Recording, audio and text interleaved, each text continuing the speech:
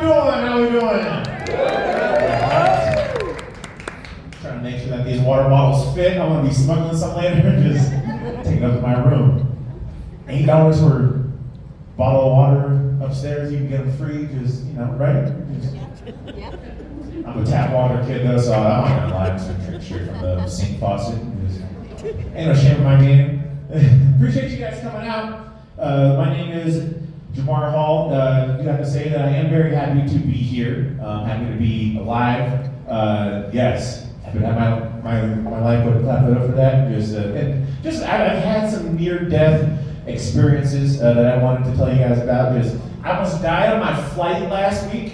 I'm just gonna put it out there. I almost died on my flight. All the delays, all the planes getting stopped, and I got lucky to get on one that almost crashed. I'm on my plane, the lights went out on my flight, and we did like a 50-foot drop straight down. Like a woman in front of me, her hair went straight up and then came back down. Not even kidding. I don't know how far, I don't even know if it was 50 feet. I don't know how far you gotta drop for this to happen, but we fell about this far, just saying. I was like, Wah! And the pilot, I'm sure he was new, because he was trying to keep us calm. But when we dropped, he gets on the mic and he's like, my bad. I was like, people told me it was my fault because I chose to fly Spirit, but I'm like, but still, come on, give us a good chance. I'm panicking, I was freaking out. There was a woman next to me, she was reading Harry Potter. When we dropped, she closed her book, put it in her backpack, and she pulled her Bible out. I was like, we're gonna die. We're not making it.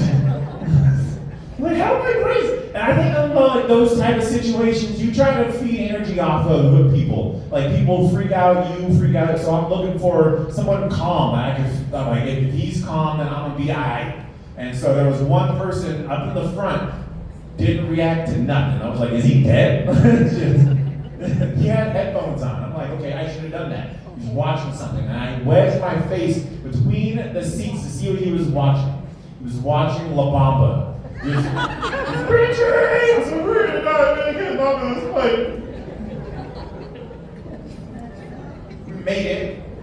Right? And then that was just a connecting flight. So I had to get on another plane. And I was flying from LA to Houston, and flying out of LA, like you might run into like a celebrity when you get on your flight. And when I was on my plane,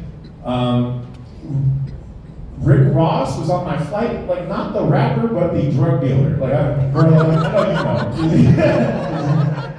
I look at him, I was looking, there's one brother in the crowd. I know he's like, if you guys have seen the show Snowfall, it's about his life. Like, this guy sold drugs for Reagan back in the 80s.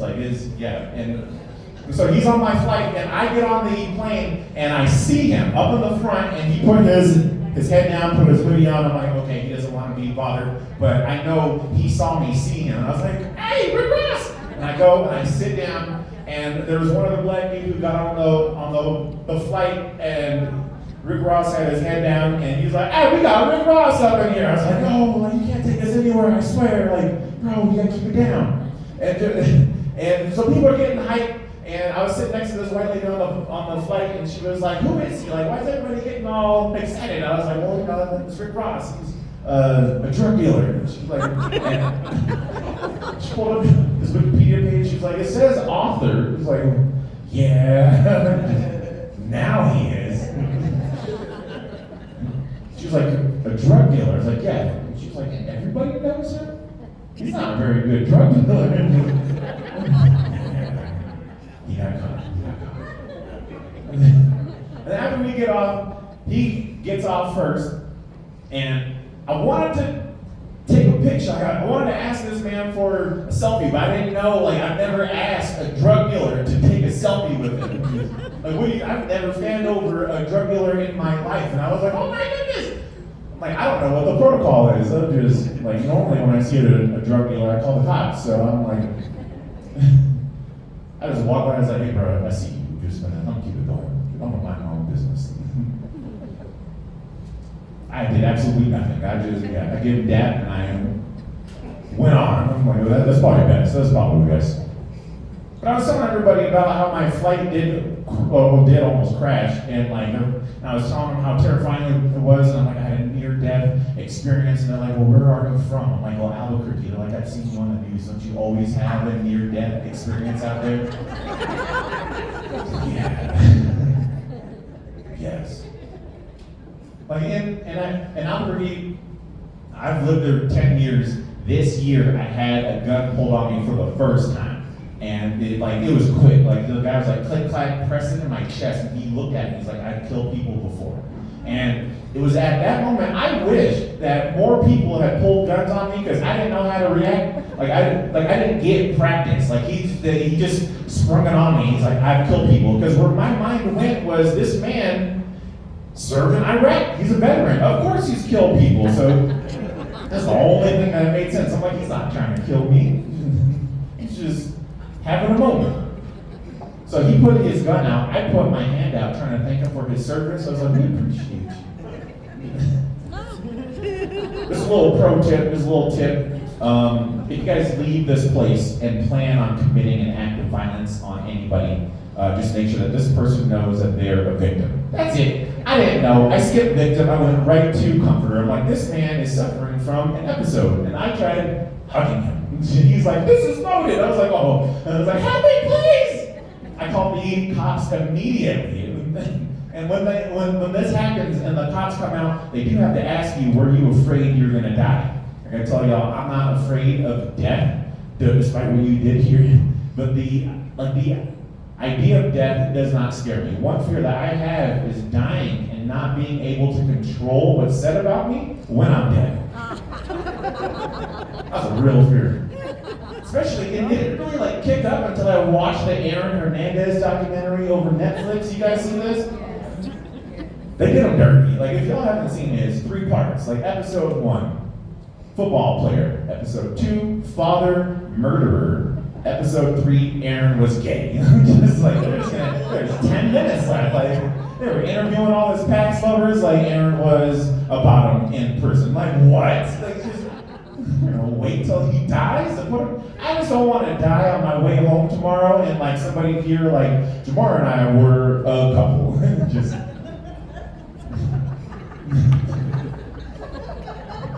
my guy in the back just Jamar was a bottom. No! It's not true. I am biracial, half black, half native. I gotta tell y'all, because people treat me like a walking guessing game. Over in the lobby earlier, someone stopped me and just didn't even say hi or nothing. He just stopped and he was Dominican, and then he just walked off, just too confident, all the confidence. I'm what? So I had stopped. I was hey, you just can't. I was so I had stopped him. I was look, I'm half black, half native. He's black and native, pre-diabetic, and then he just was stop it. You call him your names, it's just. So he did stop him. We had a little conversation, and I'm telling him, he was okay, black and native. You could say you are Afro-Indigenous. It's I like that. That sounds exotic. I got hyped. I called my dad immediately. I was Dad, I am now Afro-Indigenous. And my dad was yeah, you do look a little ambiguous. I was that's not what I said. He just hung up. I'm hello?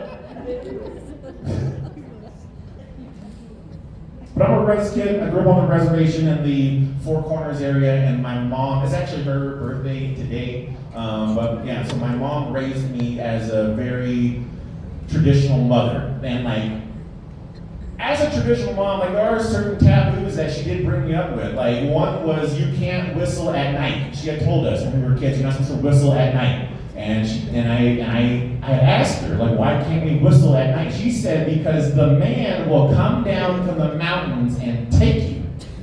I was 6. I was I don't want the men taking me. So we were not a very musical family.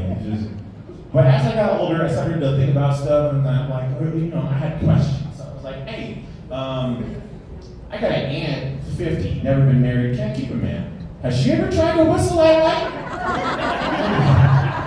He'll make the trip. Like, that's better than all of her exes already. He has a house. Come get her.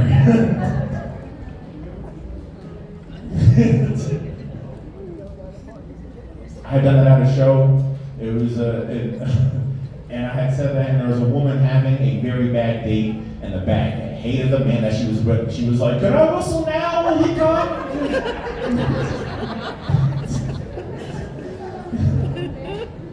Like, well, if you whistle, you could get mean. She was like, "Oh, never mind. I'll just go home with him." One other taboo that we have is when it comes to the basket, the woven basket. My mom raised this. You're not supposed to put it on anyone's head. It's going to stunt their growth, keep them short.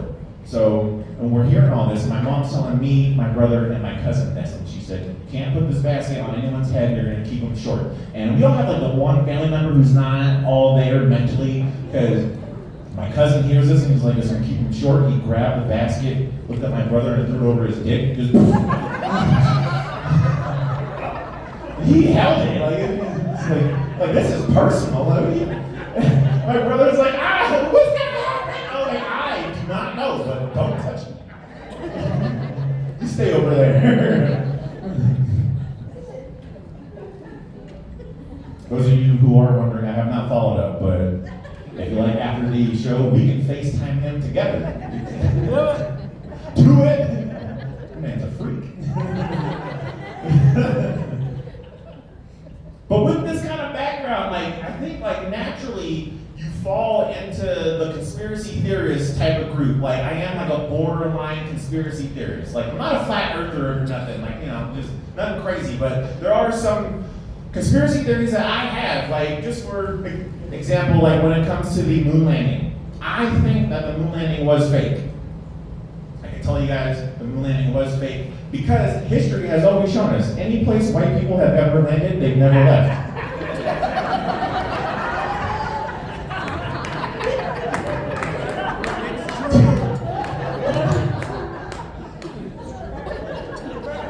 And then we're like, the moon has oil. And then we will populate the moon. It needs a little bit of freedom.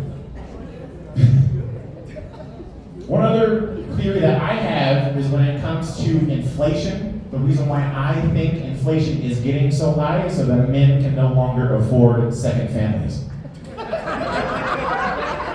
It's getting hard, I'm just saying, like, yeah. I had to let some side babies go because I just had that conversation. It's like, I'm sorry, gas prices are way too high. I'll see y'all next presidents.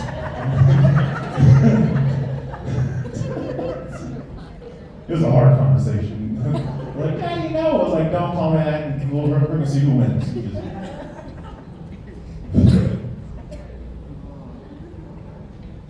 It's not really like a conspiracy theory, but one thing that I have noticed, so I'm an 80s baby, and like back then, like, people that you saw who had face tattoos, like, you just assumed that they were a danger to society, right? And like nowadays, like, everyone has face tats, and nowadays, like, you see somebody with a face tattoo, like, you just assume that they're a danger to themselves. Like I want to go over to them, like, yes, I see teardrops. Like, have you killed anybody, or are your feelings killing you? What is happening here?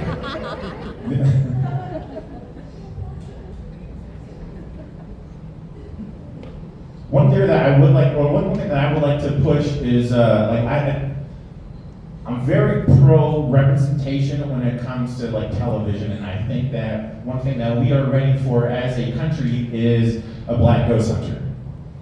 I think that is something that we are lacking on television. Like, it's just, he's like, what? I think like America needs black ghost hunters. Like, but I do think like if we had black ghost hunters on television, I think it would be very limited on what we could do on like just because like black folks like we don't mess with ghosts. We don't do goats. We don't do that. Like, so it would be very short episodes. Like, I do think that it would be black people in front of the house. Like, hey, have y'all ever seen anything weird going on here? Yes? Cut. We're gonna go to the next house. Listen. I'm going inside. I saw a curtain move. We're good. I do think that we are ready for this, and at this point, like, I think like the closest that we have got so far is a black sound guy. I do think that we have had a black sound guy on Ghost Hunters, because if you guys have ever watched Ghost Hunters and you've heard the sound cut off like mid-scream, just that is a black sound guy who just quit his job. He's like, there are real ghosts. We're unplugging everything. Let's go. We're gone. Thought we were filming just for clicks. No, I'm not trying to die.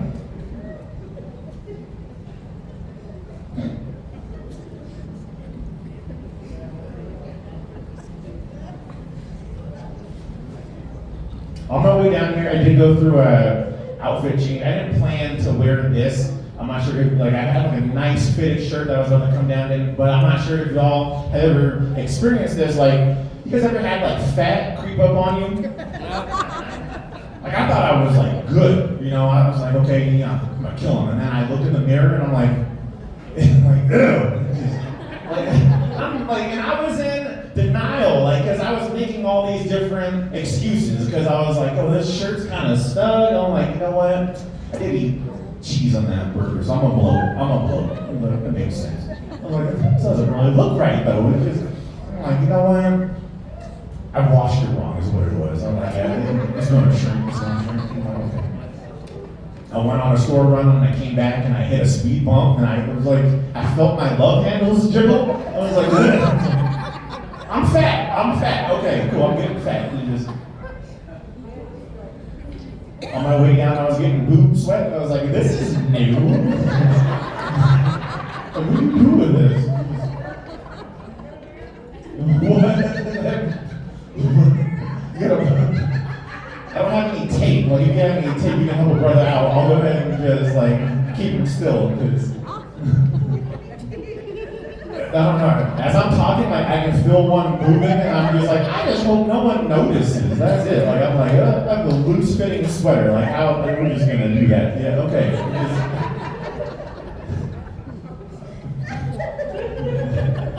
Okay, you guys know, like, so this is the type of person that I am afraid of, because I'm gonna go home and die, and he's gonna be like, we're a couple. He don't whistle at me, we got matching sweaters. Like, this is not a good look. It's not good. Not liking this right now. But I felt fat creeping up on me, and I was like, this has been a thing. I'm like, I'm gonna do something about this. So I was like, you know what, we're gonna go and work up through the ranks. I'm not ready to go to the gym just yet. So I tried hot yoga first. I'm not sure if y'all have ever tried hot yoga or anything, but like, you go in there and like, it's not my fault, but your guard is up immediately. You're in a room full of randoms, and it's phone, wallet, keys, shoes, front door. Go in, a room full of strangers. Like, I guess I'm just gonna trust everybody. Like, okay. And so we're doing this thing, and I think it's downward dog. So we're doing this, and I heard like, I was like, hey, I don't know what you guys call him, master or sensei, but he's in the back. And I was like, hey, sensei, like, somebody's touching my stuff. And all I heard, and he was like, look inward. I'm like, okay, I'm sorry. So I'm in row number 2, and I go down, and there's a woman here, and she had cough. And I'm not I'm not a science person. I don't know how bodies work. I don't know like what 100% humidity does to people, but I know that cough traveled through her body and it would turn into a fart in my face. It was like right when Sensei was like, now inhale, like my knees are shaking. I'm just, that tastes like Lululemon. We're both coughing. I'm like, this is not good. I had to stand up again. I had to get up. And Sensei, he's like, look inward. I'm like, okay, I'm sorry. So now we're doing these. I think it's a warrior's pose. So we're doing a warrior's pose. And The woman next to me swings her arm back too far, hits me, knocks me out of my spot. I'm about to get back in, and Sensei is now standing next to me, looking at me, look inward. It starts sounding funny. I don't know, I had sweat in my ears or something. I snapped, I choked this man. I was like, you call me inward one more time, I'm gonna kick your ass. And he's like, no, look at myself. I was like, oh my goodness, I'm so sorry. Class stopped, people are staring at me, making a scene. I let him up, he walks away, I walk away, and he goes, as he walks away, he's like, these niggas are crazy. And then I had to kick sex. I was like, I knew it!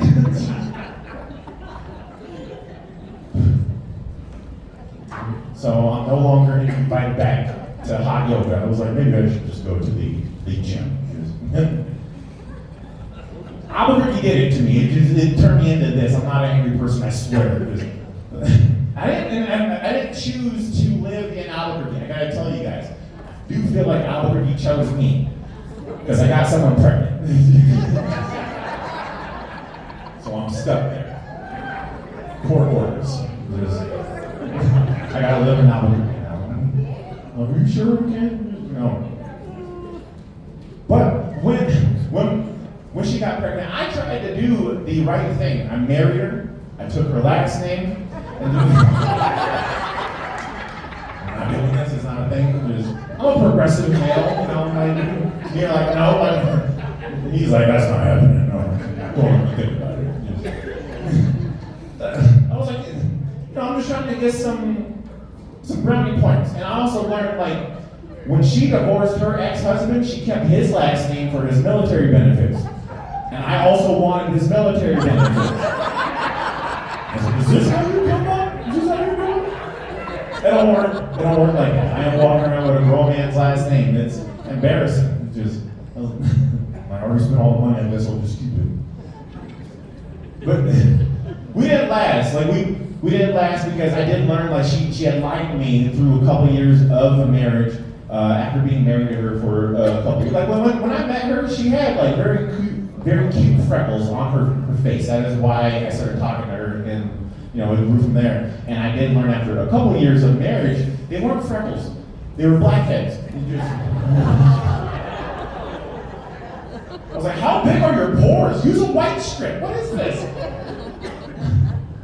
Finally, I'm in my pillow. I'm like, this is a problem, right? I can't do this. So we did have to go through the child custody battle, and it does get ugly, like as couples split, while we're splitting up, my daughter's school broke out through a big head lice problem throughout the whole school. My daughter's freaking out. I'm trying to explain to my daughter what head lice is. Sometimes I have to shave the person bald to fix this issue. And she's like, Dad, I'm like, what happened? Mommy's boyfriend is bald.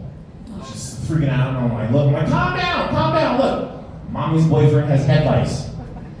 Tell the lawyer. I got 50-50 custody after that. I don't know how that would work, but I'm like, thank you. But like splits, they do turn very ugly because it hit its peak when Albuquerque has a Are We Dating the Same Guy group. I know this because I got posted in this group, just like picture right there, like who was dating this man. And my ex-wife comments, first comment, no one sleep with this man. I was like, no. And she said, this man has undiagnosed sleep apnea. I was like, yo. Like, you're just gonna threaten everybody's sleep? Like, that's a HIPAA violation. First of all, you just can't be sharing all of that. And then after that, all my other exes commented, they're like, it's true. All I saw was a bunch of women who watched me die 60 times a night, never bothered rolling me over on my side. That's it. So he's not breathing. See how long this is gonna last. 1, 2. It's not very good. Right now, her and I are having a really big fight that I never thought that I would be a part of. We are fighting over my daughter's ability to believe in Santa Claus. Yeah. It's crazy. It's like, I never thought that I would get in this kind of fight. And I never thought I would fight so hard for a white man in my life. Defending Santa like he's OJ. Look at his stats. Like, you don't know him. Like, I know him, all right? Like, just give him a shot. Damn. Just let him in the home. It's not a good look. But I have tried to leave Albuquerque, and like I can tell y'all, if y'all have never been, like the one thing that has kept me in Albuquerque is the food. Food is really good in Albuquerque. If you guys have not tried it, definitely go. The way that I grade the food in Albuquerque, it's so good. People get killed in front of restaurants, and we all still eat there. We're stepping over bodies to get to tacos. We're just like the city of Albuquerque is working on an app. It's like Yelp. It's called Help. You can see how many bodies have dropped in the front. There's like 12 bodies on Help, and it's still packed. Like, I'm definitely eating over it. I used to judge people. I'm like somebody was just killed here last night. Why are you going here? And then I got caught up in this. Like, somebody got stabbed in front of me at my favorite taco truck. Like, I watched it. It was like, he falls out, just, and I'm like, what do you do? Like, the guy takes off. I'm like, I've seen CSI. Stab and drag. Like, get him out the way. I'm next. There's a line full of people, and I'm like, the taco truck guy is closing his window, and I'm like, I've been in line for 22 minutes. I got a date back home waiting for me. I can't show up empty-handed. She's gonna think that I'm cheating on her. And so I'm like, I did the only thing I think anyone else would do. They were great tacos. I stepped over them. I was like, I'll get number 7, please. Green on the side. Yeah, and I was like, and I'll take his food too, because he's not gonna eat it.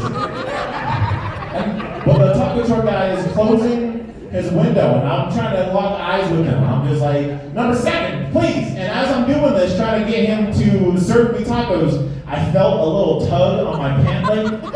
Rule number 1 in Albuquerque: do not be a hero. Mind your own business. So he's tugging, and I'm trying to order, and like I can feel the tug get stronger, and I'm like, like, do not break eye contact with me, please. I'm hungry. Just. But he's still pulling. Finally, I snapped. I was like, man, what? And all I heard was, look inward. Like, Sensei? They killed Sensei. I was like, oh my goodness. Hey, that is all my time. I'm going to go and get him out of here. I appreciate y'all coming out. Don't forget the text, Mom. Hey, we're going to keep this show going. Clap it up. You guys are ready for your headliner tonight? Right.